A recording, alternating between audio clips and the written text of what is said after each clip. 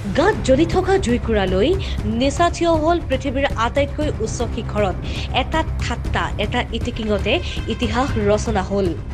Everest আৰোহণ কৰা মুহূৰ্ততে বৰফে কাঢ়ি লৈ গৈছিল দুইখন হাতৰ 10টা আঙুলি।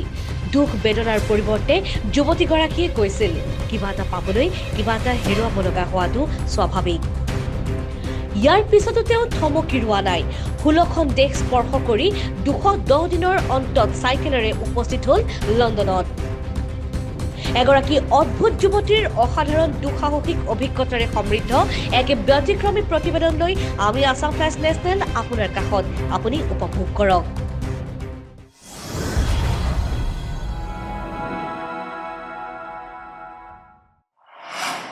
এগৰাকী স্বপ্নসন্ধানী মনৰ যুৱতীয়ে নিজৰ সপোন পূৰণ কৰিবলৈ আপুনি কিমান পৰ্যায়ত ত্যাগ কৰা দেখিছে। আজি আমি আপোনাক দেখুৱাম এগৰাকী অসাধাৰণ, অদ্বিতীয়, অতুলনীয় ব্যক্তিত্বৰ এগৰাকী অদ্ভুত যুৱতীক, যাৰ বিষয়ে জানিলে আপুনিও হতবাক হ'ব আৰু গৰ্বৰে ক'ব যে এয়াই আমাৰ ভাৰত মাতৃৰ জীয়ৰী। যুৱতীগৰাকীৰ নাম নিচা কুমাৰী। ঘৰ গুজৰাটত।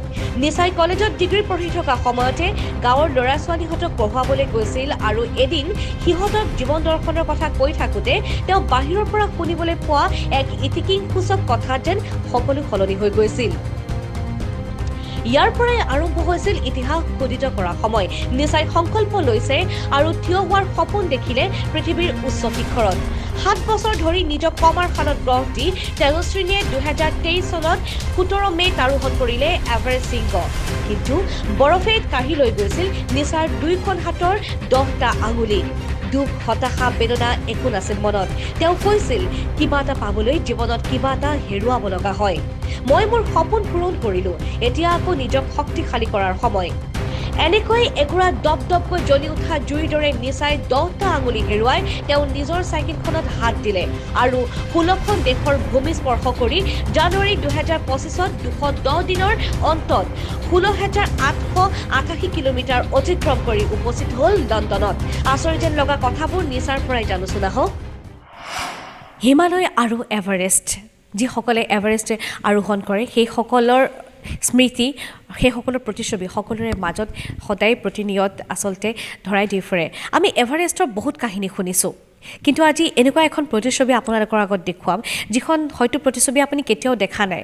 আমি অসমীয়াসকলে ভাবোঁ যে এভাৰেষ্টলৈ যোৱাটো কষ্টকৰ, এটা দুঃসাহসিক কাম, কিন্তু কিছুমান এনেকুৱা ধৰণৰ দুঃসাহসিক মহিলা আছে যিসকলে দুঃসাহসিকতাৰ চৰম সীমা অতিক্ৰম কৰি আহিছে। তাৰে এগৰাকী হৈছে গুজৰাটৰ নিচা কুমাৰী। আমাৰ সৌভাগ্য যে নিচাক আমি আজি আদৰিবলৈ সক্ষম হৈছোঁ। আমি সংযুক্ত হ'ম। निशा, वेलकम टू असम फ्लैश। आपके बारे में बहुत बार हम लोग सुन चुकी हूँ और आज साक्षात मिलकर बहुत अच्छा लग रहा है और I am so proud of you as a women. So you are the role model of entire women society, actually we can say that now. Everest journey का क्या एक्सपीरियंस है? एक्सपीरियंस का तो बियॉन्ड आवर इमेजिनेशन, पूरा scene आप लेकर आए रहे हो कि yes I did it, but आपके मतलब मुंह से हम लोग सुनना चाह रही है। Ma'am thank you so much. पहले तो आप हमें मिले उसके लिए, और असम का जो प्यार हमें मिल रहा है उसके लिए भी thank you so much. Mount Everest जब क्लाइम किया था बहुत टफ था। पहले तो उसकी 7 इयर्स की ट्रेनिंग की, सब कुछ किया, और लास्ट में जब क्लाइम कर रहे थे तो काफ़ी सारी, मतलब जो हमने कभी सोचा नहीं होता वैसी डिफ़िकल्टीज़ फेस करनी पड़ती हैं। कई बार डेड बॉडी सामने आती है, उसको क्रॉस करके आगे बढ़ना। फिर जैसे कि मैं डिसेंट में स्टक हो गई थी, सब लोग क्लाइम कर रहे थे और मैं स्टक हो गई थी। और वो पॉइंट ऐसा था कि वो हिलरी स्टेप पे दोनों, वो बहुत नैरो रिज है, उसके दोनों साइड 8,000 फीट की खाई है। तो अगर मैं उनको वे नहीं देती तो उनका एक ड्रीम है, वो उसको कन्क्योर नहीं कर पाएंगे। मेरा ड्रीम कन्क्योर हो चुका था, मैं अपना इंडियन फ्लैग टॉप पे लहरा चुकी थी और मैं डाउन आ रही थी, वो लोग अप जा रहे थे। तो मैंने उनको वे दिया। उस ड्यूरेशन में वेदर इतना वर्स्ट हुआ कि मेरा हेड टॉर्च, समिट गॉगल सब कुछ उड़ गया था विंड की वजह से। तो इतनी हाई विंड चलने लगी थी, 45-50 किलोमीटर पर आवर की विंड। और उस टाइम पे मेरे फिंगर्स में जो था वो फ्रॉस्ट बाइट हो गया था। उस टाइम पे नहीं पता लगा मुझे, मैं डिसेंड आई, मैं थोड़ा दिखा सकते हैं क्या, इफ यू डोंट माइंड, आपका जो उन्हें पूरा कट गया था क्या? उस टाइम पे कटा नहीं था, उसको 6 to 7 मंथ्स लगे थे ऑपरेट कर, मतलब 6 to 7 मंथ्स का ट्रीटमेंट चला था, तो उसका रिकवरी इतना हुआ, हाफ का रिकवरी हुआ, फिर उसके बाद का जो था वो रिकवरी बंद हो गया था, अंदर पूरा डेड हो चुका था, तो डॉक्टर्स ने बोला कि you have to operate it, तो फिर उसके बाद उसको ऑपरेट किया और ऑपरेट करके उसको रिमूव किया था। वो अपने आप से अगर उससे भी एक लेवल ऊपर का, मतलब फ्रॉस्टबाइट के लेवल्स होते हैं, मेरा जो था वो 3rd लेवल पे था, अगर 4th लेवल पे होता तो वो अपने आप ही टूट के गिर जाता है। बहुत लोग बहुत बातें करते हैं निशा, यू अमेजिंग, मतलब मैं क्या बोलूँ, अभी तक मुझे समझ में नहीं आ रहा है यू नो।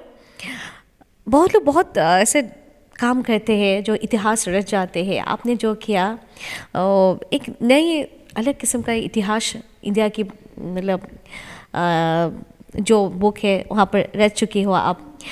इसके बाद भी इतना पावर, इतना एनर्जी, इतना एक नए उम्मीद देखने का जो सपना है, कैसे संभव हुआ? क्योंकि आज भी आपकी आंखों में बहुत सारा सपना मतलब देख चुके हैं हम लोग। हाँ, बहुत यू जस्ट ऐसा लग रहा है कि वांट टू डू समथिंग, और कुछ चाहिए और चाहिए, ऐसे लग रही है। मतलब कैसे करते हैं आप, वो कैसे मेंटेन करते हो खुद को? मैम, मैं अपने देश को एक नेक्स्ट लेवल पे देखना चाहती हूँ, तो मैं उसके लिए काम करना चाहती हूँ।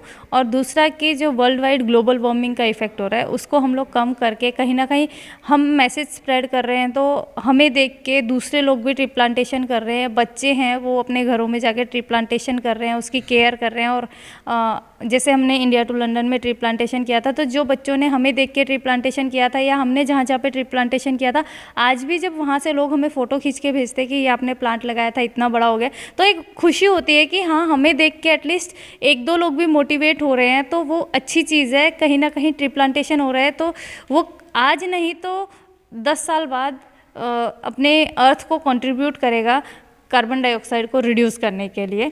और स्किल डेवलपमेंट में हम लोग काम कर रहे हैं, तो हम उन बच्चों को आगे ले जाना चाहते हैं जिनके अंदर टैलेंट है, लेकिन वो किसी ना किसी रीज़न से पीछे रह जाते हैं। तो उस टैलेंट को जब हम आगे लेके जाएंगे, तो अपना जो कंट्री है इंडिया, वो कुछ और आगे बढ़ पाएगा, कुछ नया इनोवेशंस उसको देखने को मिलेंगे, स्पेशली स्पोर्ट्स की फील्ड में। तो स्पोर्ट्स और एडवेंचर की फील्ड में, जहाँ पे अभी हम थोड़ा सा पीछे हैं अदर कंट्रीज से, लेकिन मैं चाहती हूँ कि हमारा इंडिया हर जगह बेस्ट हो। निशा, इस टाइम पे एक मतलब क्वेश्चन आ रही है, मैं सब पूछ रही, इफ़ यू डोंट माइंड पूछ रही हूँ। जब अचानक से उंगलियां जब काटना पड़ा, ऑपरेट करना पड़ा, कैसा महसूस हुआ था? मतलब अभी एवरेस्ट के बाद, सबमिट करने के बाद ये हुआ, मतलब थोड़ा दुख हुआ था क्या?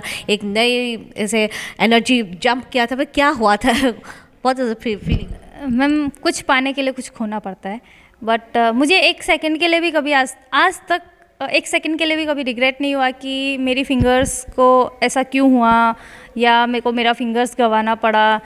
कोई भी ऐसी चीज़ नहीं हुई कि जिससे मुझे रिग्रेट हो, क्योंकि ऐसा कोई भी काम नहीं है जो मैं नहीं कर सकती। मेरी फिंगर्स एम्प्यूट हुआ, उसके 4 महीने बाद मैंने साइकिलिंग किया वडोदरा, गुजरात से लंदन तक।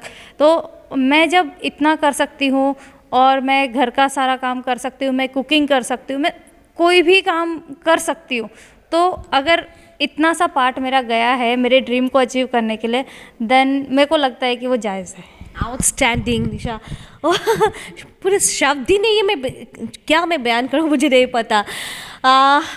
आज भी भारत में बहुत सारी लड़कियां हैं जो घर पे भी, मतलब उन लोगों को, हाँ, पढ़ाई लिखाई किया, शादी के बाद बस ड्रीम पूरा ख़त्म। बात आप जैसे लड़कियां भी है जो एक ड्रीम अचीव करने के लिए पूरा जान गंवा दिया, पूरा मतलब पता नहीं है और क्या क्या क्या कुछ नहीं करेंगे।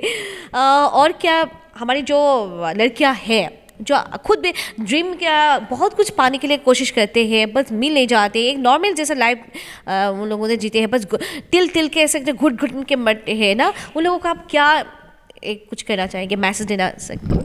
मैं ये मैसेज देना चाहूँगी कि आपका जो भी सपना है, उस सपने के लिए आप एक कदम आगे बढ़ाइए।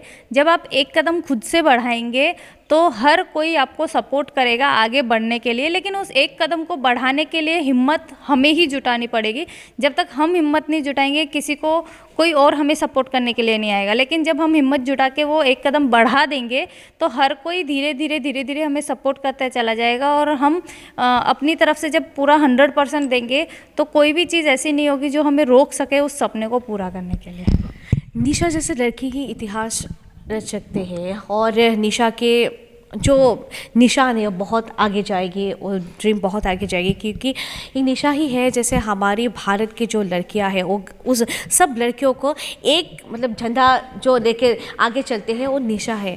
आई विश निशा एक भारत के इतिहास में एक नंबर में आप जाइए और you are the role model of entire women society, not on Gujarat, not on Assam, नहीं पूरे भारत का आप रोल मॉडल हो, जो एक मिसाइल बन चुकी हो आप, और भी आगे जाएंगे। वही हमारी असम फ्लास की तरह से मतलब पूरा दुआ, पूरा एकदम प्रे है। All the very best to you. Okay, आप लोग देखते रहिए असम फ्लैश नेशनल। যিসকলে কন্যা সন্তানক অৱহেলিত কৰে, উপেক্ষিত কৰে, দুৰ্বল বুলি হেয় প্ৰতিপন্ন কৰে, তেওঁলোকৰ সন্মুখত হাজাৰজনী ছোৱালী হৈ যুঁজিবলৈ অকলে যথেষ্ট নিচাৰ দৰে এজনী ছোৱালী। সঁচাই ভাষাৰে প্ৰকাশ কৰিব নোৱাৰা এগৰাকী অদ্ভুত যুৱতী নিশা কুমাৰী, যাৰ সপোনৰ অন্ত ক'ত হ'ব এয়া কোনেও নাজানে, হয়তো নিশাই নিজেও নাজানে। আপুনি চাই আছে আসাম ফ্লাছ, ডিস্কভাৰ ডিভাইন।